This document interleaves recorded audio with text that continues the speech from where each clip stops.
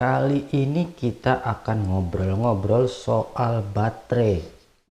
Jadi beberapa waktu lalu ada yang tanya, kenapa baterai power tools itu mahal, bahkan kadang lebih mahal dari toolsnya.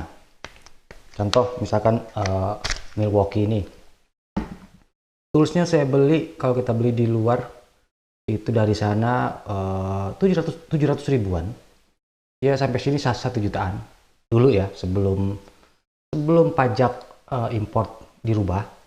Terus baterainya 1,5 juta. Ini yang 4 ampere hour ini 1,5 juta. Jadi memang bukan kadang ya, sering banyak ya, tools itu bare toolsnya aja dia lebih murah dibandingkan dengan baterainya. Nah, kenapa baterainya mahal? Terus juga ada pertanyaan, kenapa baterai kadang tidak bisa diukur pakai multimeter. Jadi kalau kita ukur pakai multimeter, dia kadang suka nggak muncul berapa volt. Beberapa brand ya, tidak semua brand. Ini dia nggak ada, kita suka nggak muncul. Padahal ini baterainya masih full. Nah, untuk brand-brand yang memang branded, maksudnya yang bermerek, baterai itu bisa dibilang baterai pintar. Nah, ini tergantung brandnya. Ada baterai yang bisa menyesuaikan kebutuhan torsi, menyesuaikan kebutuhan motornya. Terus kalau yang di watt FlexPort dia bisa menyesuaikan motornya berapa volt.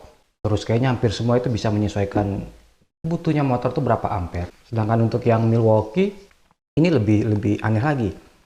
Dia baterainya bisa untuk wireless. Wireless dalam artian baterainya bisa mengirimkan frekuensi ke mobile app.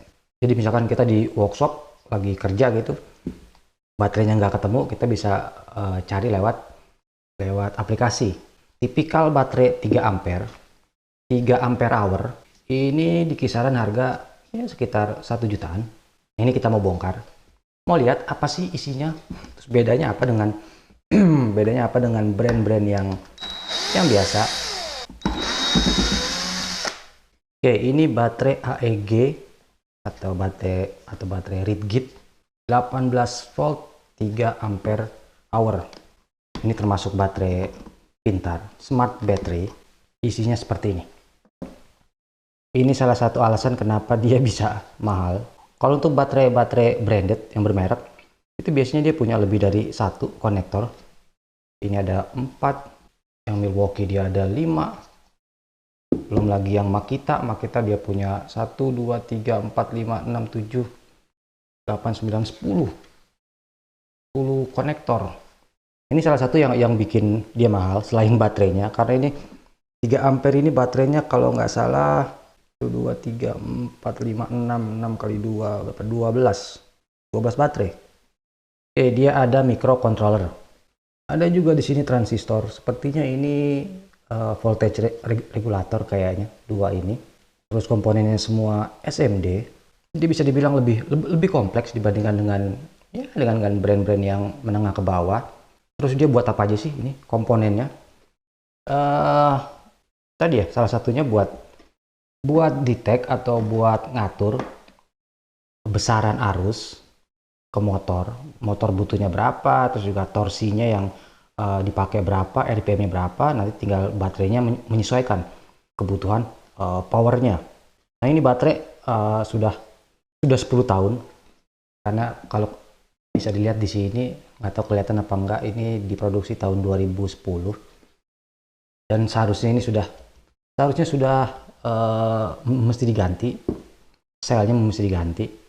Nah, kalau kita pretelin, kalau kita hitung harga baterai ini kalau di pasaran ya sekitar 50 ribuan sampai 100 ribu.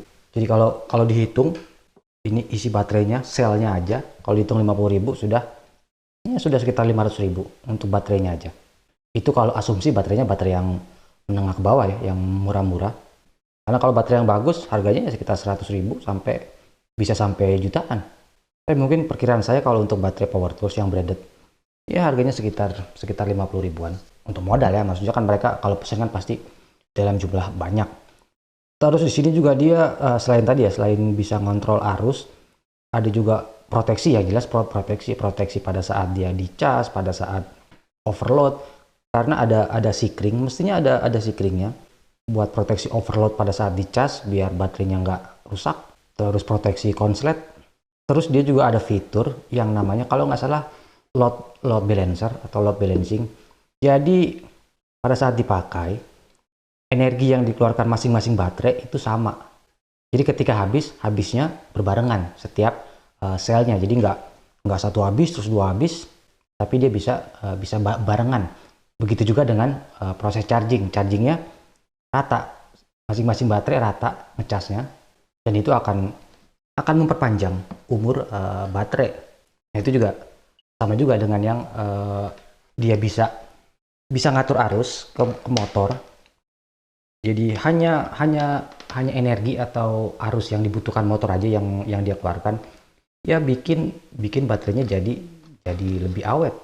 Jadi kalau kita cek kadang suka nggak muncul ya, karena ya nggak ada beban yang cukup buat dia ngeluarin arusnya atau energinya. Tapi tidak semua ya, tidak semua brand seperti itu. Jadi ya kenapa baterai bisa mahal? Pertama ya karena selnya juga sudah mahal, terus juga komponennya atau kelistrikannya atau kepintarannya itu juga bisa dibilang kompleks. Tapi kalau kita ngerakit sendiri individual, kayaknya kalau misalkan kita mau persis seperti ini dengan komponen seperti ini, kayaknya jatuhnya akan lebih mahal dibandingkan kita beli yang sudah jadi. Itu aja ngobrol singkatnya. Ini cuma pengen sharing aja. Sharing, mungkin ada teman-teman yang belum pernah lihat dalamannya baterai itu seperti apa. Buat yang penasaran, ini juga saya bongkar karena saya mau ganti selnya karena sudah ketuaan, baterainya sudah tua, sudah waktunya diremajakan. Oke, nanti kita ketemu lagi di video-video berikutnya. Sampai jumpa.